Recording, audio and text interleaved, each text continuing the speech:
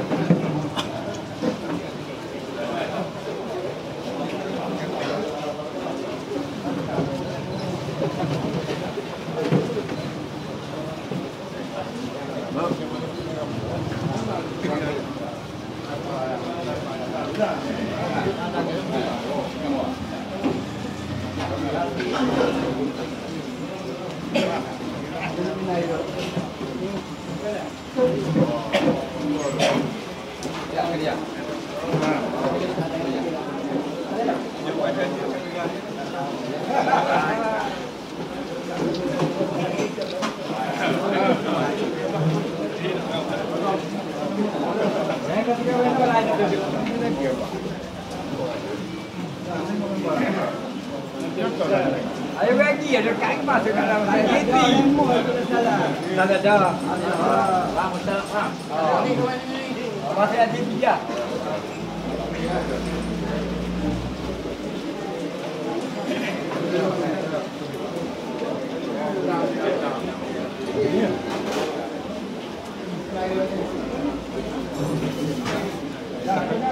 Tangan tak boleh salah.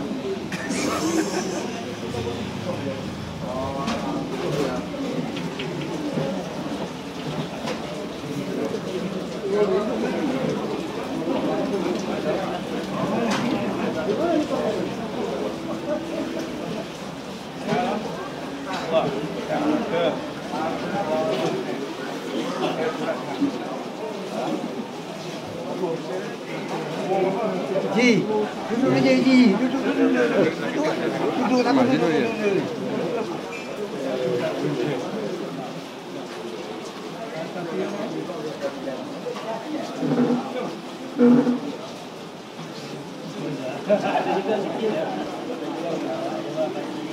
Ada boleh berapa?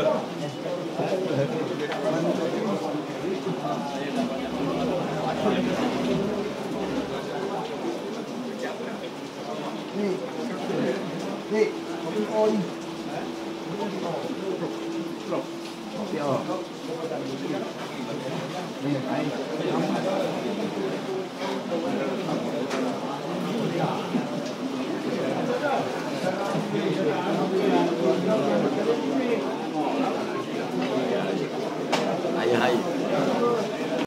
Mengucapkan syukur kehadirat Allah Subhanahu wa taala. Pada petang ini saya dapat berada di Felda Kerikih 5 dalam siri kempen pilihan raya Parlimen Kemaman. Sebenarnya sejak hari penamaan Ini masuk pada Tebrau. saya hadir pada banyak urusan, tapi saya yakin dan percaya dalam beberapa hari yang telah berlalu, ramailah rakan-rakan saya yang telah pun hadir untuk memberikan penjelasan tentang pentingnya pilihan raya kecil Kemaman ini. Dan sebenarnya agak istimewa dia ialah masa pilihan raya umum dulu, kawasan Kemaman ini pun kita dah menang dah. Cikgu Elias yang jadi calonnya, tetapi kerana ada petition dan sebagainya, katanya maka pilihan raya ini terpaksa diadakan semula.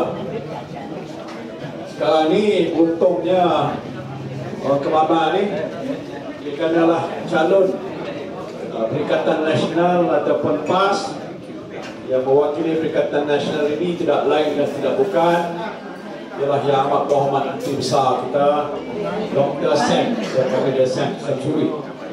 Saya pun dah kenal dia lama dan sudah jumpa selalu dan bincang banyak perkara. Lebih lagi beliau tokoh utama pemimpin PAS di negara kita sebagai naib Presiden PAS. Baru-baru ini pun dah selesai pemilihan, nampaknya keadaan PAS masih kukuh dan kuat. Jadi sebab itu bila saya dengar ada PRK Kemaman calonnya yang amat berhormat besar, saya lega. Bukan kerana saya tak datang tu saya confident sangat, tetapi saya rasa lega kerana inilah tokoh yang paling penting di negeri Terengganu. Walaupun dia sudah menjadi yang amat di peringkat DUN dan jadi tim besar, pimpinan PAS pusat letakkan dia di sini bertanding untuk kursi parlimen. Ini satu langkah yang cukup bijak. Kenapa bijak? Saya selaku pengurusi Perikatan Nasional, saya adalah Presiden Parti Bersatu PAS. Tok Guru Hadi pun kita kenal sekali semuanya orang Terengganu, sudah bersama-sama dengan kita sekian lama. Jadi langkah yang telah dibuat oleh pucuk pimpinan tertinggi PAS ini adalah satu langkah yang amat penting dan strategik. Kerana tim besar ni bukan saja dia tim besar, tetapi seorang boleh dikatakan saintis, pakar. Jadi saya awal-awal tak kenal dia jadi pakar, bukan pakar perubatan, tapi ahli saintis dalam bidang kejuruteraan penerbangan ke aeronautical engineering, kalau tak silap saya lah. Ini agak istimewa. Tapi yang penting ialah selepas dia telah memegang jawatan menteri besar, memang pun terbukti dia mampu untuk menguruskan negeri Terengganu sebagai antara negeri di bawah pimpinan PAS dan juga Perikatan Nasional yang amat berjaya. Jadi kena tepuk tangan kuat-kuat sikit lah.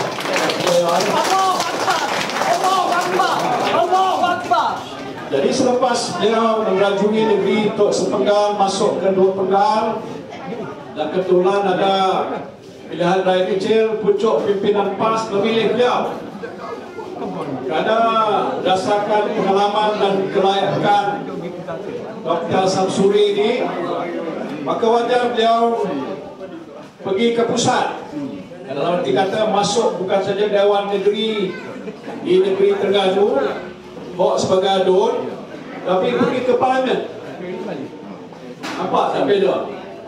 DUN, tapi bila pergi ke parlimen tu, itu satu kedudukan yang lebih tinggi, yang lebih penting. Dan saya fikir, bukanlah saya ni pemimpin PAS, saya sebagai pengurusi Perikatan Nasional, ini akan menguatkan lagi kedudukan Perikatan Nasional. Dan lagi kuat Perikatan Nasional, lagi hampirlah kita ke Putrajaya.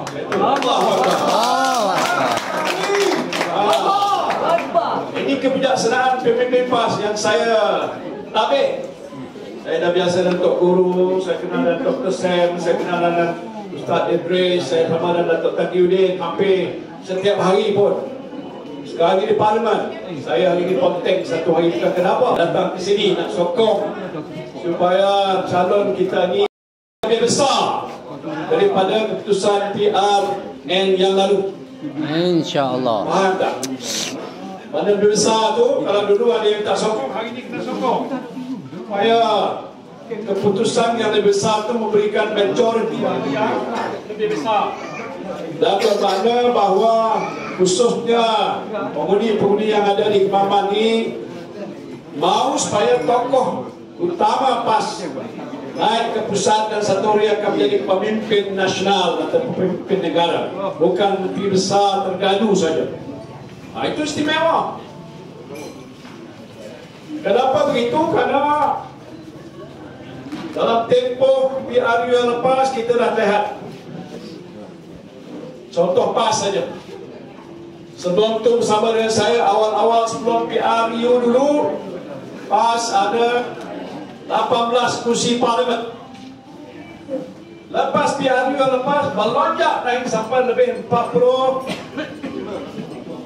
47, saya pun tak ingat, 43. Lebih sekali ganda daripada apa yang dia ada sebelum PRU lepas. Saya percaya ialah kerana antara lainnya sokongan pada pimpinan dan juga calon-calon PAS itu sudah meningkat bertambah. Tetapi keduanya ialah kerana gabungan bersatu dengan PAS dalam Perikatan Nasional itu diberikan sokongan yang agak luar biasa, sehingga majoriti tiap-tiap calon, termasuklah Tok Guru Haji Hadi, melambung naik. Saya tak tahu berapa dia dapat majoriti. Kalau kira terbaru ni hampir 2 kali ganda.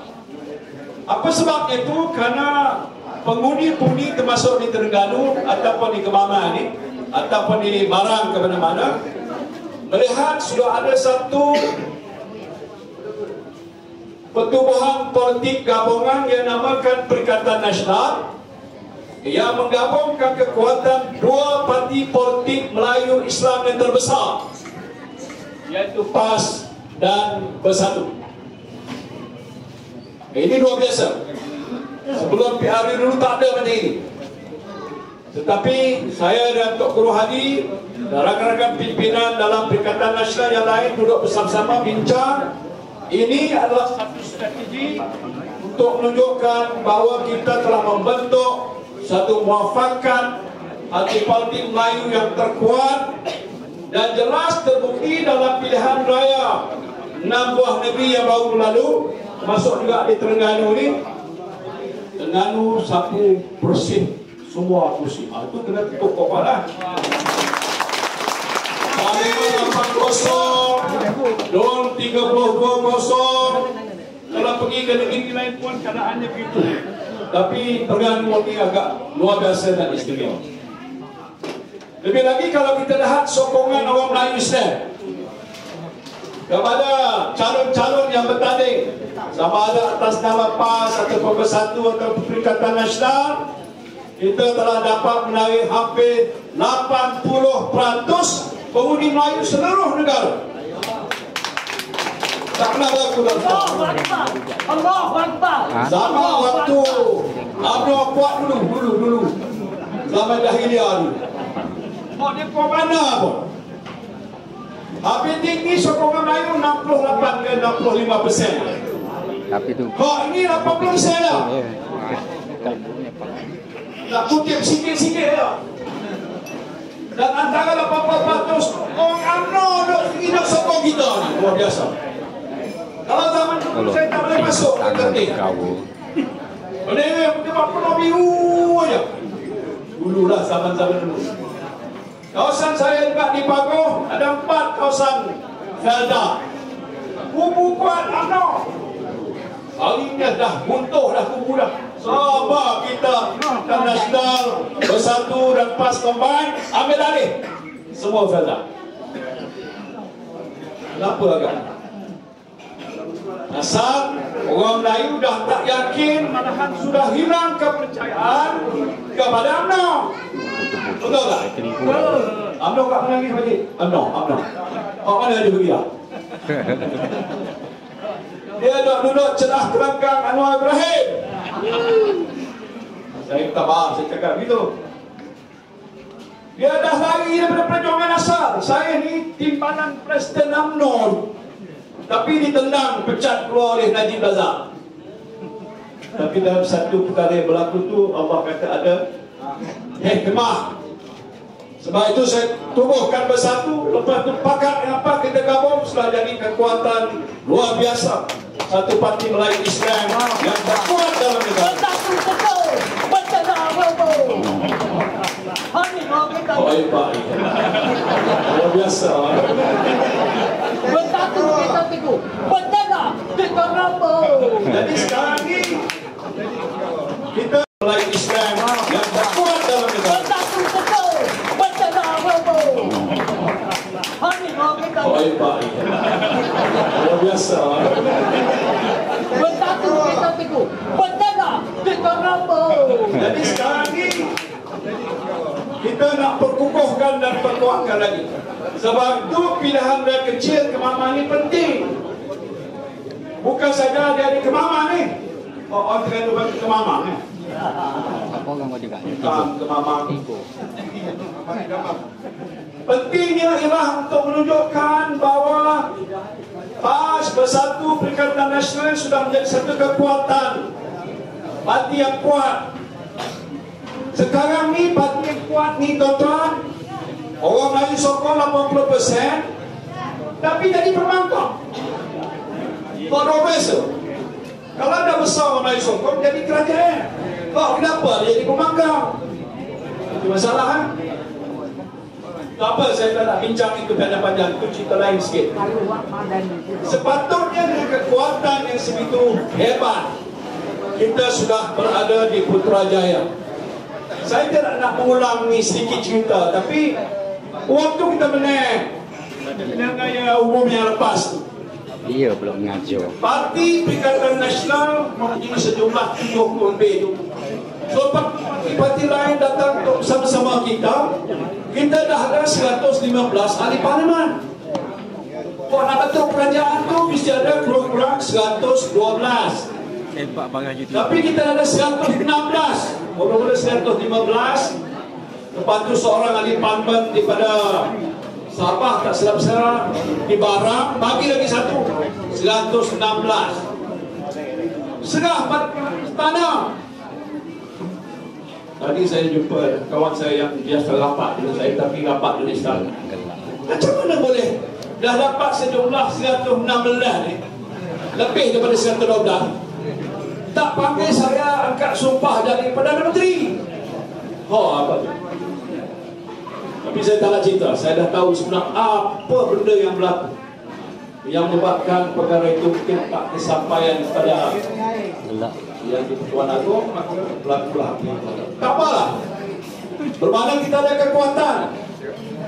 Jadi sekarang ni pilihan raya kecil di Kemah ni adalah satu isyarat lagi nak diberikan supaya rakyat sedar bahawa kekuatan parti ini didokong saja, bukan saja orang-orang Melayu, tetapi juga orang-orang yang bukan Melayu. Cuma yang bukan Melayu tu, saya beritahu sebagai pengurusi Perikatan Nasional, agak bilangan peratusnya masih kecil. Asal mereka tak tahu, ataupun mereka fikir parti ini ada PAS. Apa hal dengan PAS? Tapi kadang-kadang orang bukan Melayu ni fikir apa ni. Tapi tak apa, kita dah sedar, kita pun bincang. PAS adalah parti yang cukup amanah. Isu yang berkaitan dengan rasuah tak dilihat berlaku di negeri PAS. Tapi kat Kuala Lumpur, waktu zaman Barisan Nasional, selaput dengan rasuah. Sampai Perdana Menteri dia dulu, nama dia siapa? Najib bos tu dibicarakan di mahkamah, dijatuhkan hukuman. Bila saya tegur Datuk Seri Najib waktu saya jadi timbalan Perdana Menteri, saya beritahu Datuk Najib, ni jangan buat hal ini, ni salah, hukum haram, dosa. Dia buat juga. Lepas tu dia marah saya, dia tendang saya keluar, jatuh saya depan bagian timbalan Perdana Menteri. Tak apa, ini dunia ya wajib. Yang penting dunia ke akhirat. Akhirat. Tak, dia dua-dua, dunia dan akhirat penting. Tak apa, itu soal tu. Sekarang ni di sini saya diberitahu yang untuk bertanding dengan tanaman Barisan Nasional ni bekas Panglima Angkatan Tentera. Saya kenal dia. Siapa nama Tan Sri Effendi? Saya kenal dia, hebat. Ketua Turus Angkatan Tentera, Panglima Angkatan Tentera nombor 1, nombor Wahid. Cuma silap dia masuk kapal lain. Sekarang ni kapal UMNO, Barisan Nasional, kapal ni dah 3 suku tenggelam balik oi. Dah nak tenggelam, dah tahu lah. Mana punya ketua dia, nama siapa dia? Zahid Hamidi. Apa jadi dengan dia? Naik dia belajar buang. Dia tak betul. Saya tak faham masa dengan dulu. Wadat. Oh ya, tak apa. Kita tak nak hantar untuk sakit apa dia tak apa. Tapi di sini calon dia ialah seorang Ketua Turus Angkatan Tentera, hebat. Saya tak nak mengatur dia.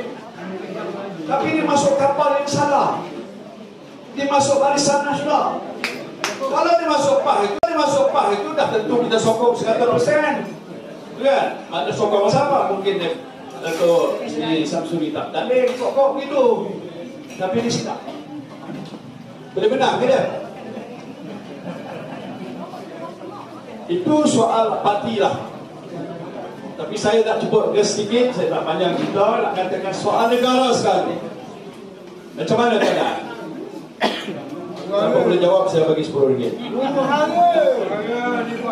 Masalahnya tak berhenti-henti dengan berbagai-bagai masalah yang menyebabkan rakyat masih menanggung bebanan hidup bertambah susah. Saya bukan nak mengangkat diri saya waktu kita menghadapi COVID. Memang zaman susah. Dunia menghadapi masalah yang sama. Tapi waktu itu kerajaan Perikatan Nasional kata susah, memang susah. Tapi kita cari jalan macam mana nak mengurangkan bebanan rakyat. Betul tak? Apa saya buat? Keluar KWSP, telah hok berniaga, bank kata minta hutang dulu. Bagi kotak dah berapa juta saya bagi ni supaya ada makanan atas meja, supaya rakyat kita tak susah ke bulu kerana tak ada makanan. Kita tetapkan begitu, tak sama sekali. Saya pergi di Felda ni semua dapat.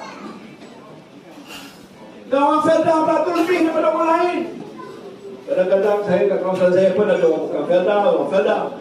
Dia selalu tengok Felda dilihat agak berapa sawit pada dulu zaman 1500 memang hebatlah.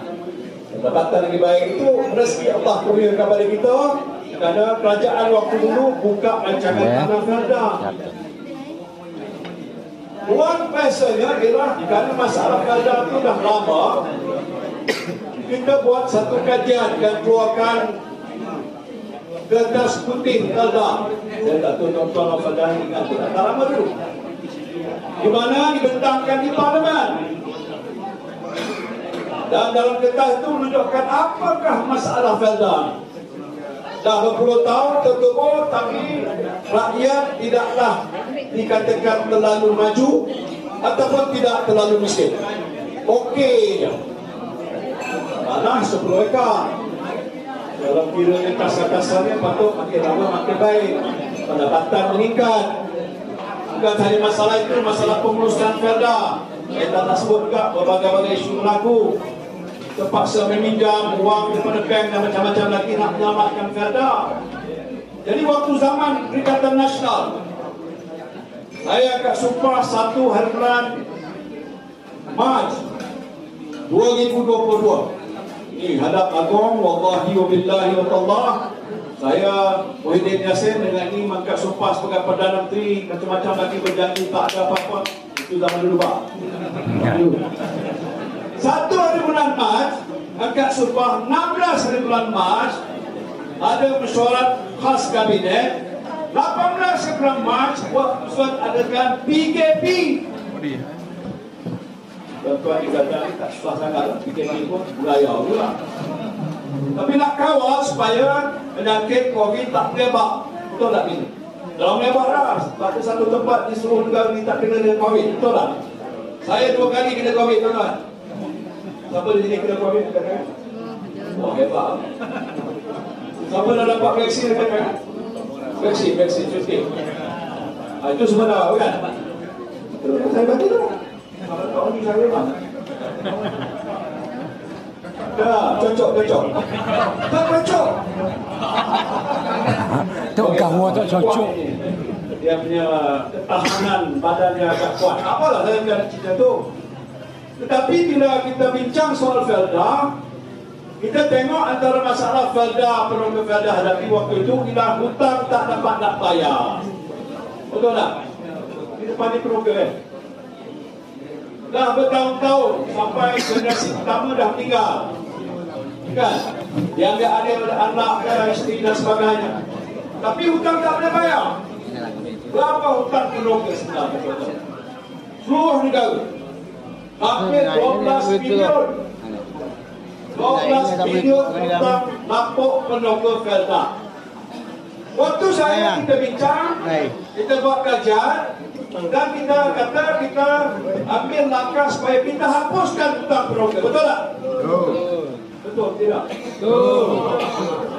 Tadi nak cek balik pasal Anwar Ibrahim kata dia selesaikan masalah. Tahun 2020 bulan 6 kita buat keputusan, lepas tu pengusi Felda ni siapa? Nasri Idris Yusof. Kawan Terengganu juga besar kawan saya. Pengusi Felda. Jadi bila itu kita buat keputusan, kita hapuskan. Tahun 2020 bulan 6 kita buat keputusan, lepas tu pengusi Felda ni siapa? Nasri Idris Yusof. Kawan Terengganu juga besar kawan saya. Pengusi Felda. Jadi bila itu kita buat keputusan, kita hapuskan. Sebelum hapuskan, tak siapa yang nak dihapuskan tolong daftar, betul kan? Hampir 92,000 pendoga yang sign daftar dan saya diberitahu sudah pun dihapuskan. Betul tak?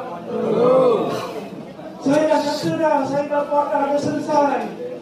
Okey, Anwar Ibrahim, Perdana Menteri kata, hei, Muhyiddin bohong. Bodoh. Saya ni bapak saya berguru juga. Antara perkara yang saya kau jangan bohong. Cakap betul-betul. Sejak zaman kecil dan sampai sekarang saya tak pernah berbohong. Tapi pihak di sebelah ni buka malah bohong. Buka malah bohong, betul tak? Betul. Sekarang ni tak payah buka mulut pun dah bohong. Oh dah tak percaya dah. Cakap dia bagi tapi kata siapa ni? Kalau kerajaan dia tak boleh main-main. Tapi bila saya kata dah hapus, saya cek dulu. Dah dihapuskan. Ibrahim kata saya bohong. Lepas tu diselamatkan. Saya pun selamatkan. Saya selamat dulu. Pasal dia kata saya bohong. Dia kata dia selesaikan masalah. Dia kata dia naik ofis satu hari, dia sign cek. Oh dia cek apa dia? Dia kata dia sign 990 million. Apa dia 990 million tu? Itu adalah daripada apa yang dipanggil pinjaman yang kita buat untuk Felda. Kita gunakan sukuk bond Islam, jaminan kerajaan. Saya tahu kita dan program kadang susah, ada yang mana pinjam duit dari tempat lain, dijamin oleh kerajaan, bagi duit itu pada Felda supaya Felda boleh pulihkan. Kalau sehingga ada bonus Felda dibahas. Jadi pertama sekali waktu Anwar Ibrahim naik Abodi, dia baru naik, maka dah mulalah nak bayar 940 juta. Kita pinjam sukuk bond 9.9 bilion ringgit untuk tempoh 10 tahun.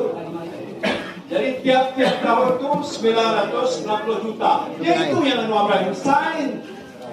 Itu bukan hapus hutang penokor. Oh, itu bukan hapus hutang penokor. Itu adalah sukuk bond. Duit digunakan untuk bantu supaya pendoga Felda dapat dibantu oleh pengurusan Felda supaya penanaman sawit dengan getah pun dapat dipulihkan, hasil lagi baik, macam-macam lain lah. Kerana dia perlukan wang.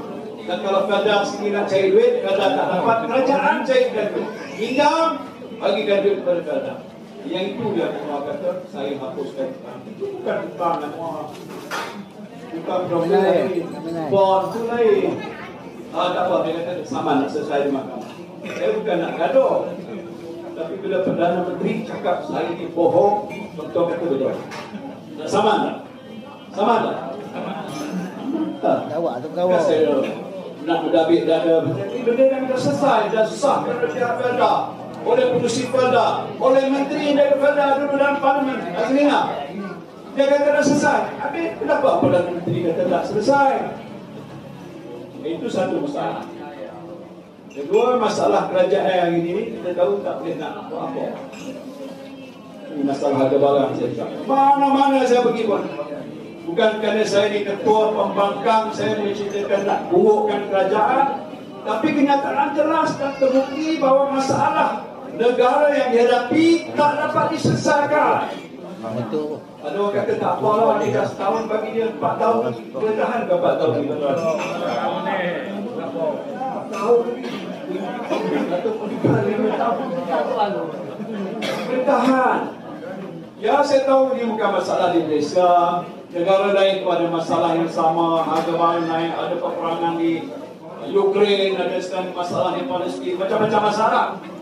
Yang saya takut sekarang ni kalau Perdana Menteri tak boleh buat apa-apa sekarang, tahun depan lagi tengok lagi tuan-tuan. Tahun depan murni kita hati, maju dari akhir. Malaysia. Itu dari kita Perdana Menteri Malaysia. Terima kasihlah. Ini pakar antarabangsa, kata bukan saja Malaysia. Seluruh dunia akan berhadapan masalah. Apa dia? Inflasi meningkat, macam-macam ini. Harga barang meningkat, naik apa sama sekali, macam-macam lagi. Jadi kalau sekarang masalah di Malaysia begini, setahun lagi, tinggal berapa bulan lagi, 2 bulan lagi, nak masuk tahun depan, masalah tak selesai, hidup kita akan jadi lebih susah. Saya ini soal lain, saya tak boleh. Saya soal fikir rakyat. Waktu zaman susah, kita cari duit. Tolong rakyat susah. Sekarang tak ada COVID lagi. Atau Ibrahim tak menghadapi masalah waktu macam saya dulu. Zaman sekarang dah tak ada COVID. Tak payah nak belanja beratus bilion nak beli vaksin apa, tak payah lagi. Menguruskan ekonomi pun tak boleh buat. Yang ini bukan Muhyiddin Yassin cakap tak boleh buat. Pakar-pakar antarabangsa kata Ibrahim dah gagal. Kerajaan Pakatan Harapan dah gagal. Apa yang nak sokong ni Barisan Nasional, dia apa hal? Dia dah gagal dah.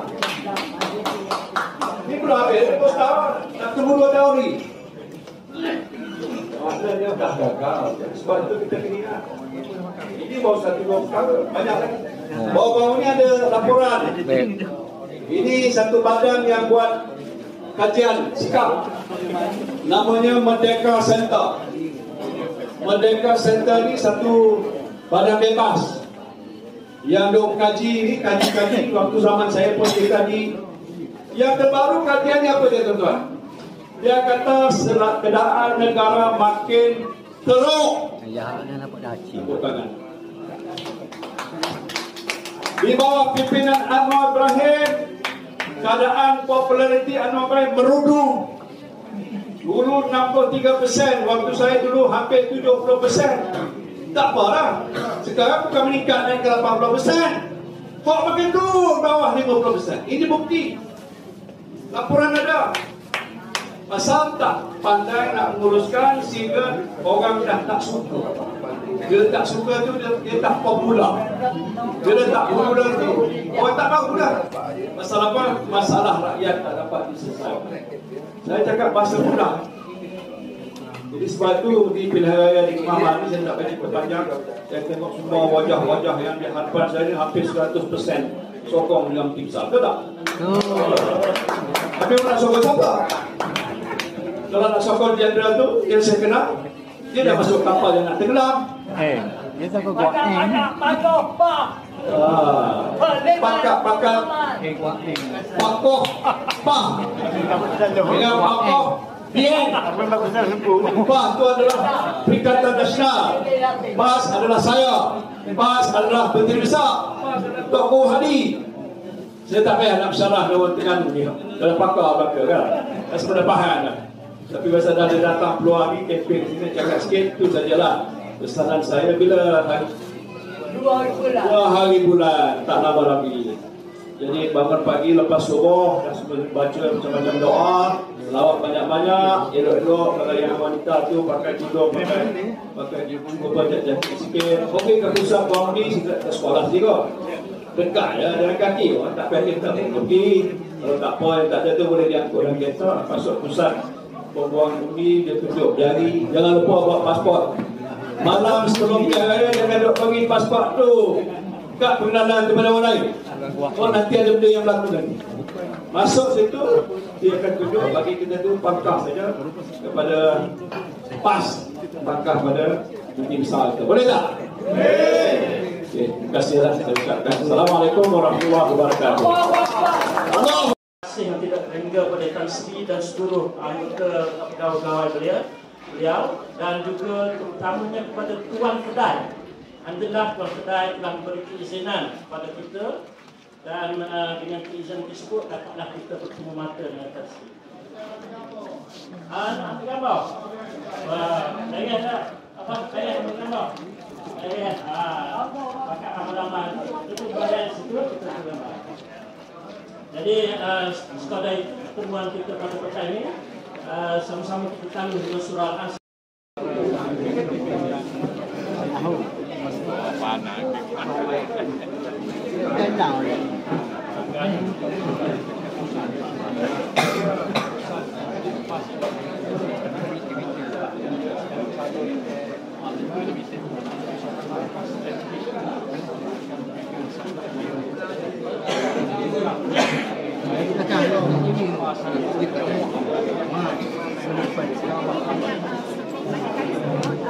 Mau kan ni gambar.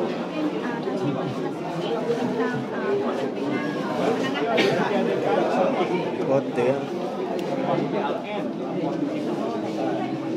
Bagusnya ialah untuk mendengar bahawa sokongan Melayu dan lain-lain kepada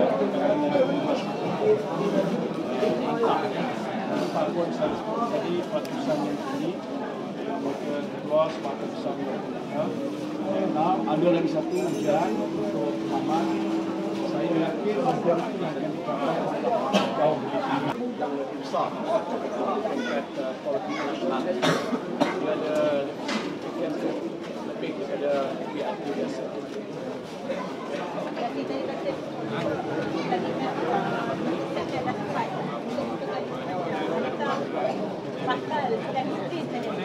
Jangan tak boleh tapi ada masa. Saya kira kalau Ikatan Nasional Cipta Sejarah sebagai sementara sampai di 2015 sementara harapan kita pastilah menang besar dan keberhasilan.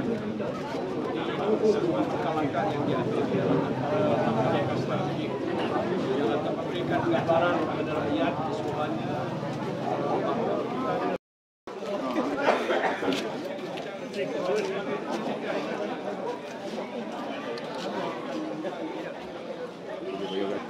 Dia ikan bayar berapa? Kalau betul, kau buat kau. Oh, dua. Nasi. Bayar semua.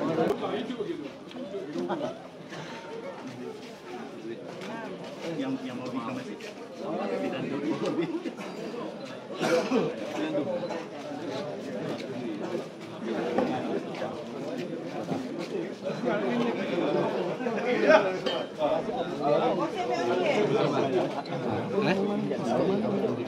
Gitu. Lewat tu. Ambon. Dah orang tu kerja sempai apa-apa. Oh, lagu mana? Escort abang di kita lah. Boleh dah kan?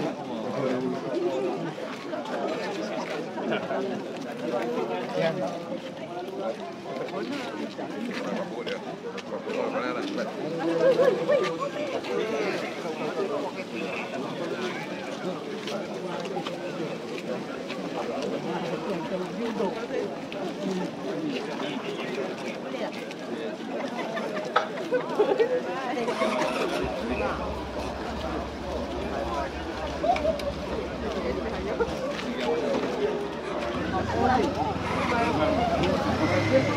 Pode,